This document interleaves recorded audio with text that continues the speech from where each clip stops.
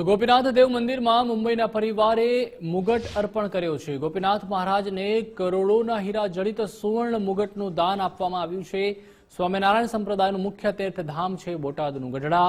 સ્વામિનારાયણ ભગવાન પોતે ગઢડા ગોપીનાથ મંદિરમાં રહ્યા હતા। બોટાદનું સ્વામિનારાયણ ગઢડા ગોપીનાથ પ્રસાદીનું મંદિર છે, ત્યારે સંતો મહંતોની હાજરીમાં મુંબઈના પરિવારે આ દાન આપ્યું હતું।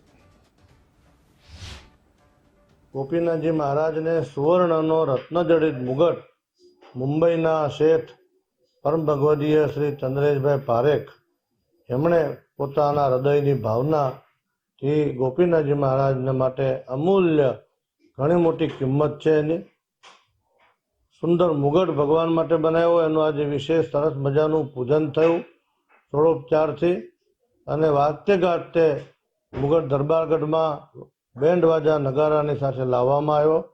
પૂજ્યપાદ આચાર્ય મહારાજ શ્રી વડતાલ સત્સંગ મહાસભાના પ્રમુખ આદરણીય પૂજ્ય નવતમ સ્વામીજી, વડતાલના આગેવાન સંતો, ગઢપુરના આગેવાન વડીલ સંતો, એમની વચ્ચે જ્યારે મુગટ અર્પણ વિધિનો કાર્યક્રમ સંપન્ન થયો, આચાર્ય મહારાજશ્રી અને મોટા સંતોએ આ યજમાનને ખૂબ થોડા આશીર્વાદ આપ્યા। અમે બહુ ભાગ્યશાળી છે કે આવો અવસર અમને મળ્યો। અમારા છોકરાઓ આવું જોઈ શકીએ છે। આટલું ભગવાનને અમે જે ભગવાને અમને આપ્યું છે એ અમે એમને પાછું આપીએ છીએ એમના રૂપે। અમારાથી જે થઈ શકે, અમારાથી જે બન્યું, ફેમિલી તરફથી બધું આવો લાભ અમને મળ્યો, અમારા છોકરાઓને લાભ આટલો મળ્યો સરસ, તો અમે બહુ ભાગ્યશાળી માનીએ છીએ।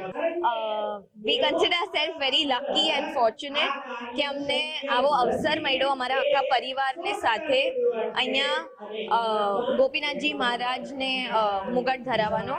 એટલે અમે ભગવાનને ખૂબ પ્રે કરીએ છીએ કે થેન્ક યુ કે અમને આવો અવસર મળ્યો કે બધા સાથે આવું કરી શક્યા।